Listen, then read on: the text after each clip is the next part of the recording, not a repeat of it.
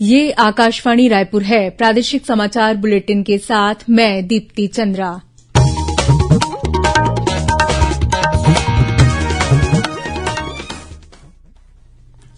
और अब पेश है आज के मुख्य समाचार।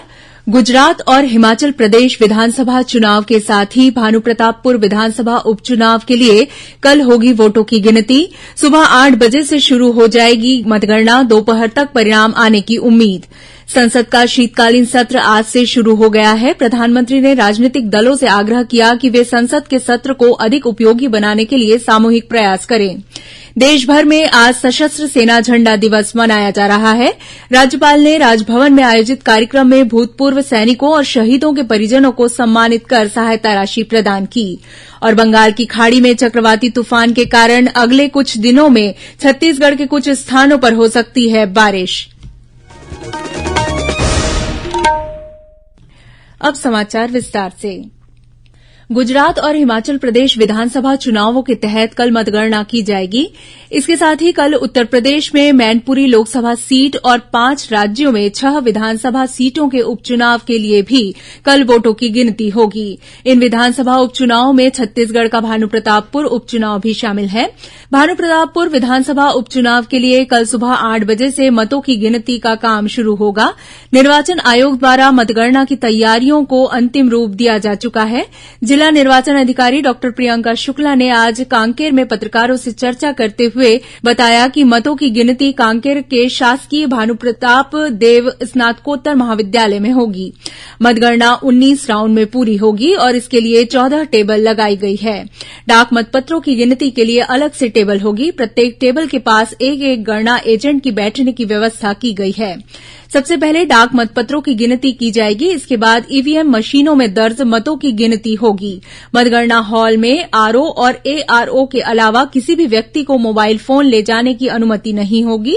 उन्होंने बताया कि मतगणना के दौरान सभी प्रक्रियाओं की वीडियोग्राफी कराई जाएगी। मतगणना शुरू होने से पहले कल सुबह 7 बजे प्रेषक, रिटर्निंग अधिकारी और उम्मीदवार या उनके अभिकर्ता की उपस्थिति में स्ट्रांग रूम खोला जाएगा। मतगणना स्थल पर सुरक्षा के पुख्ता इंतजाम किए गए हैं।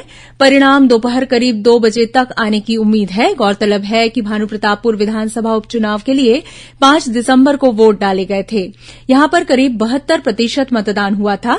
विधायक मनोज मंडावी की मृत्यु के बाद यह सीट रिक्त हो गई थी। इसलिए अनुसूचित जनजाति के लिए आरक्षित इस विधानसभा क्षेत्र में उपचुनाव कराए जा रहे हैं।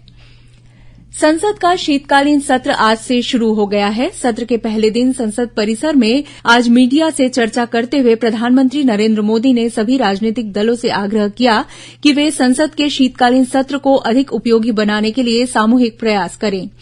प्रधानमंत्री ने सभी राजनीतिक दलों से अपील की कि वे बहस में युवा सदस्यों को भाग लेने का मौका दें। इससे उन्हें भविष्य के लिए खुद को संवारने में मदद मिलेगी। सत्र को महत्वपूर्ण बताते हुए श्री मोदी ने कहा कि ये सत्र ऐसे समय में हो रहा है जब भारत ने G20 की अध्यक्षता ग्रहण की है और देश अमृतकाल में प्रवेश कर चुका है। उन्होंने कहा कि G20 विश्व के सामने भारत की क्षमता को दर्शाने का विशेष अवसर है। प्रधानमंत्री ने विश्वास व्यक्त किया कि राज्यसभा के नए सभापति जगदीप धनखड़ के नेतृत्व में सदन नए कीर्तिमान स्थापित करेगा। राज्यसभा में शीतकालीन सत्र के पहले दिन उनका स्वागत करते हुए श्री मोदी ने श्री धनखड़ को शुभकामनाएं दी। शीतकालीन सत्र इस महीने की 19 तारीख तक चलेगा। इस दौरान लोकसभा और राज्यसभा दोनों की 17 बैठकें होंगी। मुख्यमंत्री भूपेश बघेल आज भेंट मुलाकात कार्यक्रम के तहत महासमुंद जिले के सरायपाली विधानसभा क्षेत्र के बलौदा गांव पहुंचे। इस मौके पर उन्होंने शिशुपाल पर्वत को पर्यटन स्थल घोषित करने और सरायपाली में अंतर्राज्यीय बस स्टैंड का निर्माण सहित कई अन्य घोषणाएं की। इस अवसर पर मुख्यमंत्री ने भंवरपुर में आयोजित कार्यक्रम में हाट बाजार क्लिनिक योजना के तहत जिले के सभी विकासखंडों के लिए मोबाइल मेडिकल यूनिट प्रदान किए। श्री बघेल ने भंवरपुर को नगर पंचायत और उप तहसील बनाने की घोषणा के अलावा भंवरपुर में किसी राष्ट्रीयकृत बैंक की शाखा खोलने की प्रक्रिया शुरू करने का ऐलान भी किया। उन्होंने भंवरपुर पुलिस चौकी का स्तर बढ़ाकर इसे थाना बनाने और इसे क्षेत्र में कॉलेज की स्थापना तथा स्वामी आत्मानंद इंग्लिश माध्यम स्कूल खोलने की घोषणा भी की।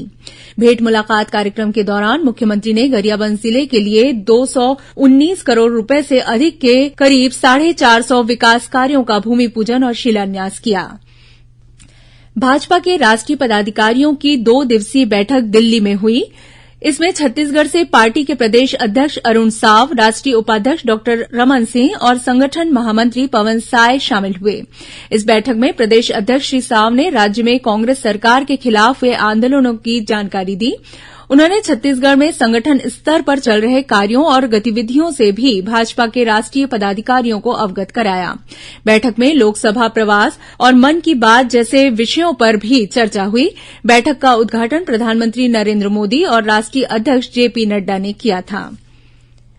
भारतीय जनता पार्टी की प्रदेश इकाई ने बस्तर के मालगांव में मुरुम खदान में 6 ग्रामीणों की मौत और अंबिकापुर मेडिकल कॉलेज में 4 नवजात शिशुओं की मौत के मामले की जांच के लिए दल गठित किया है। पार्टी के प्रदेश महामंत्री केदार कश्यप ने बताया कि यह समिति संबंधित स्थानों का दौरा कर इस मामले से संबंधित तथ्यों का अन्वेषण कर अपनी रिपोर्ट 1 सप्ताह में सौंपेगी। समिति में पूर्व सांसद रामविचार नेताम, पूर्व मंत्री रामसेवक पैकरा और भाजपा प्रदेश प्रवक्ता अनुराग सिंह देव के साथ अन्य जनप्रतिनिधि शामिल हैं। प्रादेशिक समाचार आप आकाशवाणी रायपुर से सुन रहे हैं। छत्तीसगढ़ की खबरों से है आपका वास्ता और खबरों की विश्वसनीयता से है हमारा वास्ता। आकाशवाणी समाचार रायपुर के प्रादेशिक समाचार बुलेटिन के साथ ही हमारे समसामयिक कार्यक्रम आप रेडियो के अलावा अपने मोबाइल पर भी सुन सकते हैं। आकाशवाणी समाचार फेसबुक, ट्विटर और यूट्यूब पर भी उपलब्ध है। हमारा Facebook page Chhattisgarh news on AIR, Twitter handle CGAIR news और हमारा यूट्यूब चैनल है छत्तीसगढ़ AIR न्यूज। तो अब रेडियो के साथ ही आपके मोबाइल के जरिए भी हम पहुंच रहे हैं आप तक। छत्तीसगढ़ की हर खबर के लिए सुनते रहिए आकाशवाणी समाचार। और अब आगे बढ़ते हैं बाकी के समाचारों की ओर। देश भर में आज सशस्त्र सेना झंडा दिवस मनाया जा रहा है। यह दिवस हर साल शहीदों और मातृभूमि की रक्षा करने वाले सशस्त्र बलों के जवानों को सम्मानित करने के लिए मनाया जाता है। इस दिन सशस्त्र बलों के कर्मियों के कल्याण के लिए लोगों से धन भी एकत्रित किया जाता है। रक्षा मंत्री राजनाथ सिंह ने वीडियो संदेश के माध्यम से सशस्त्र सेना झंडा दिवस कोष में योगदान देने की अपील की है। इस अवसर पर आज राजभवन के दरबार हॉल में सैनिक कल्याण बोर्ड द्वारा आयोजित कार्यक्रम में राज्यपाल अनुसुईया उइके शामिल हुई। राज्यपाल ने कहा कि हमारा कर्तव्य है कि देश के सैनिकों के योगदान को न केवल याद रखें बल्कि उनके प्रति कृतज्ञ भी रहें। उनके परिवार को अपना परिवार समझकर उनका ख्याल रखें। कार्यक्रम में राज्यपाल ने भूतपूर्व सैनिकों और शहीदों के परिजनों को सम्मानित किया और सहायता राशि प्रदान की। उन्होंने भूतपूर्व सैनिकों के कल्याण के लिए सार्वजनिक सहयोग देने वाली संस्थाओं और व्यक्तियों को धन्यवाद दिया। राज्यपाल ने स्वयं 2 लाख की सहायता राशि का चेक सैनिक कल्याण बोर्ड को सौंपा। मुख्यमंत्री भूपेश बघेल ने भी आज सैनिकों के कल्याण के लिए अंशदान किया। मुख्यमंत्री से छत्तीसगढ़ सैनिक कल्याण बोर्ड के संचालक ब्रिगेडियर विवेक शर्मा ने गरियाबंद जिले में मुलाकात की। श्री बघेल को इस अवसर पर ब्रिगेडियर ने प्रतीकात्मक झंडा लगाकर सहयोग राशि प्राप्त की। अपने संदेश में मुख्यमंत्री ने कहा है कि यह दिवस देश के जांबाज सैनिकों और उनके परिवारजनों के प्रति अपनी जिम्मेदारियों को महसूस करने और उसमें अपना योगदान देने की पवित्र भावना का प्रतीक है। दंतेवाड़ा जिले के अरनपुर थाना क्षेत्र से सुरक्षा बलों ने 2 माओवादियों को गिरफ्तार किया है। मिली जानकारी के अनुसार जवानों का संयुक्त दल गश्त पर निकला हुआ था। इसी दौरान रेवाली गांव से इन माओवादियों को पकड़ा गया। इनमें से एक माओवादी पर 1 लाख रुपए और दूसरे माओवादी पर 10,000 रुपए का इनाम घोषित था। कई गंभीर वारदातों में शामिल रहने के कारण सुरक्षा बल के जवान लंबे समय से इन माओवादियों की तलाश कर रहे थे। जांजगीर चांपा जिले में नवागढ़ थाना क्षेत्र के तुलसी और किरित धान खरीदी केन्द्र में फर्जी नवीनीकरण के नाम पर करीब 3 करोड़ 30 लाख रुपए के गबन का मामला सामने आया है। इन 2 अलग अलग मामलों में शामिल 5 आरोपियों को पुलिस ने गिरफ्तार कर लिया है। वहीं अन्य फरार आरोपियों की तलाश की जा रही है।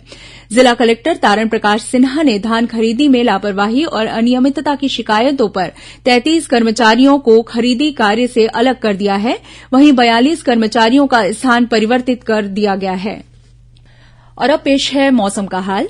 आने वाले दिनों में राज्य के मौसम में बदलाव के आसार हैं। बंगाल की खाड़ी में उठ रहे चक्रवाती तूफान के कारण कल बस्तर और दुर्ग संभाग में आसमान पर बादल छाए रहेंगे।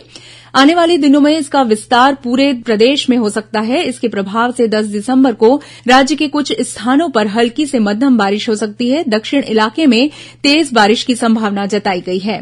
मौसम विभाग के मुताबिक चक्रवाती तूफान मंडोज कल तमिलनाडु के पास पहुंचेगा। इसके प्रभाव से कल से ही राज्य के दक्षिणी हिस्से में मौसम में बदलाव आने लगेगा। वहीं बीते 24 घंटों के दौरान प्रदेश के सभी संभागों के अधिकतम तापमान में गिरावट दर्ज की गई है। और अब कुछ खबरें संक्षेप में। संघ लोक सेवा आयोग यूपीएससी ने इस साल सितंबर में हुई प्रशासनिक सेवा की मुख्य परीक्षा के परिणाम घोषित कर दिए हैं। परीक्षा में उत्तीर्ण उम्मीदवारों को साक्षात्कार के ई समन पत्र आयोग की वेबसाइट में से डाउनलोड किए जा सकते हैं। कर्मचारी चयन आयोग द्वारा आयोजित कनिष्ठ हिंदी अनुवादक परीक्षा 11 दिसंबर को सुबह 10:30 बजे से शुरू होगी। रायपुर में आयोजित किए जाने वाले मेगा रोजगार मेले में शामिल होने के लिए उम्मीदवार अब 10 दिसंबर तक ऑनलाइन आवेदन कर सकते हैं। इस मेले के माध्यम से निजी क्षेत्र के अलग अलग सेक्टरों में 46,000 से अधिक पदों पर भर्ती की जाएगी।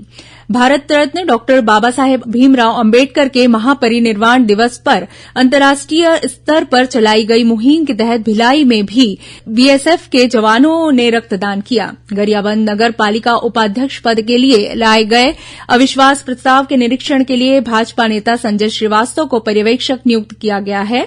शहीद वीरनारायण सिंह स्मृति राज्य स्तरीय चित्रकला प्रतियोगिता का आयोजन 10 से 12 दिसंबर तक किया जाएगा। इसमें शामिल होने के लिए 9 दिसंबर तक प्रविष्टियां आमंत्रित की गई हैं। अंत में मुख्य समाचार एक बार फिर। गुजरात और हिमाचल प्रदेश विधानसभा चुनाव के साथ ही भानुप्रतापपुर विधानसभा उपचुनाव के लिए कल होगी वोटों की गिनती। सुबह 8 बजे से शुरू हो जाएगी मतगणना। दोपहर तक परिणाम आने की उम्मीद। संसद का शीतकालीन सत्र आज से शुरू हो गया है। प्रधानमंत्री ने राजनीतिक दलों से आग्रह किया कि वे संसद के सत्र को अधिक उपयोगी बनाने के लिए सामूहिक प्रयास करें। देश भर में आज सशस्त्र सेना झंडा दिवस मनाया जा रहा है। राज्यपाल ने राजभवन में आयोजित कार्यक्रम में भूतपूर्व सैनिकों और शहीदों के परिजनों को सम्मानित कर सहायता राशि प्रदान की। और बंगाल की खाड़ी में चक्रवाती तूफान के कारण अगले कुछ दिनों में छत्तीसगढ़ के कुछ स्थानों पर हो सकती है बारिश।